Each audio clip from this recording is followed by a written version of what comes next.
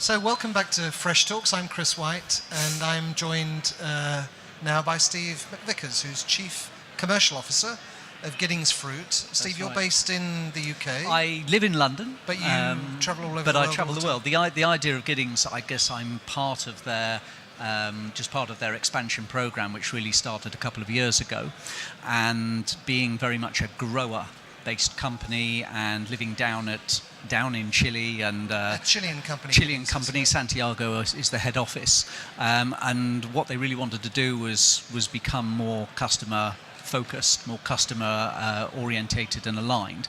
And so Julio Giddings was very, very specific that what he wanted to have was somebody who came from the market and lives in the market. And travels to markets. And travels to market. And actually London, you're quite well placed. It's sort of 12 hours each way, but at least you can do it. And time zones, I can catch Asia and I'm there for USA when they wake up. So strategically you can understand why Meridian runs through London, because it is actually an ideal place to base yourself. You've been going east, you've been going to Asia a lot since you took up the role. I've been going to east. I've travelled China, I've been several times now, but I've also taken in trips to Japan, South Korea, Hong Kong and further over west.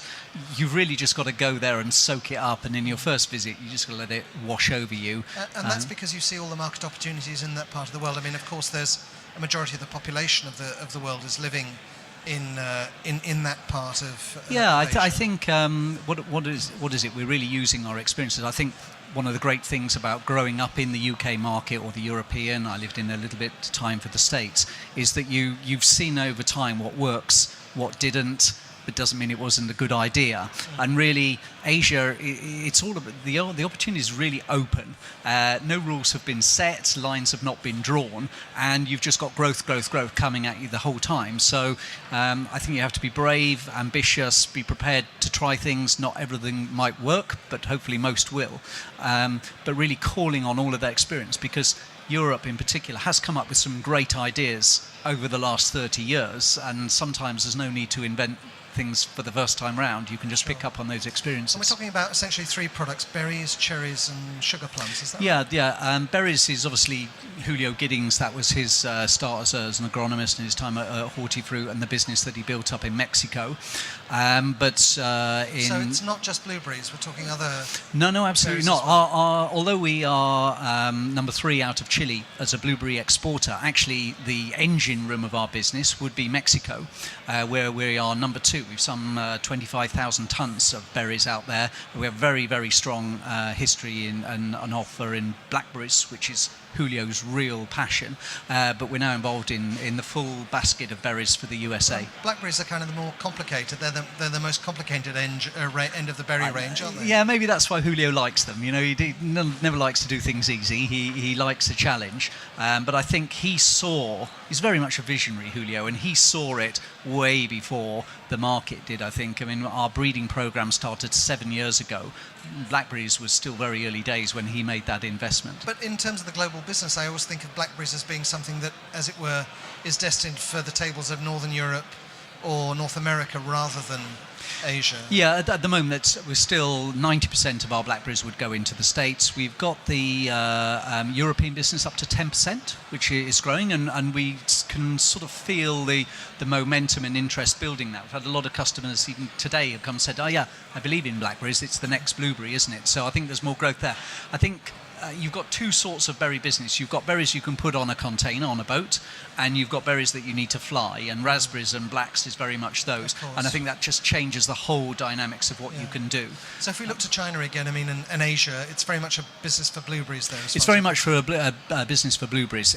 In Japan, Korea, you can pick off little pockets, little bits of interest for rasps and blacks, but it is just pockets of... So what's the uniqueness of Giddings then? Because there's a huge amount of competition, a huge amount of suppliers that are now looking at the China market, actively servicing the China market. Yeah, certainly. Why should they go with a company like yours? I think there's two parts to the answer to that question. The first part is you just need to do things well and get it right. No one really wants to work with a supplier who can't deliver. And I think Giddings has been really good.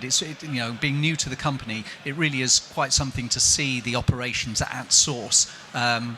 the depth of resource that we have, people who've been with and around Julio for many years and really acquired the skills and taken that on, the brave investment that Giddings have made in infrastructure, the first to get the very latest of gradings, just that whole pre and post harvest knowledge that goes on. So I think they like us for that. And the other one I think is just Julio's true world vision in terms of production and where that might fit with the market.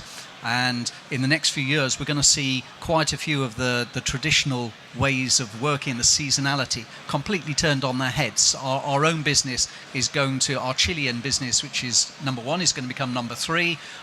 We're pushing ahead with Peru, but it's actually going to be Mexico in blueberries that really pushes ahead. And Julio can see this stuff from afar. And I think that's really where we're first to market with so many things because of his vision. He saw it way before. And interestingly, you're also basing your growth in China and in Asia more generally on a branding position. You as a brand, or Julio as a brand, I should say. Well, we think we're quite realistic about the potential of branding and the work and investment that would be required if you really want to take it to consumer.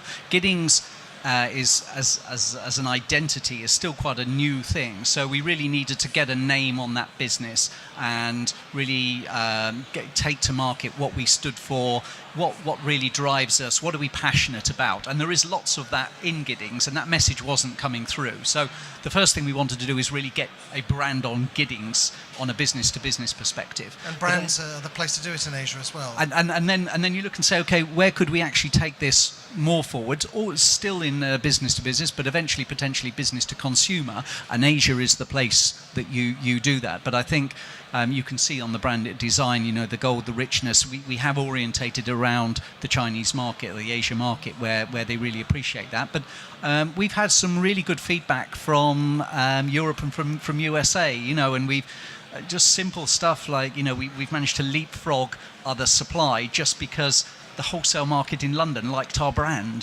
simple stuff like that. So it's amazing if you can get it right, and I think our brand agency did a really great job for us.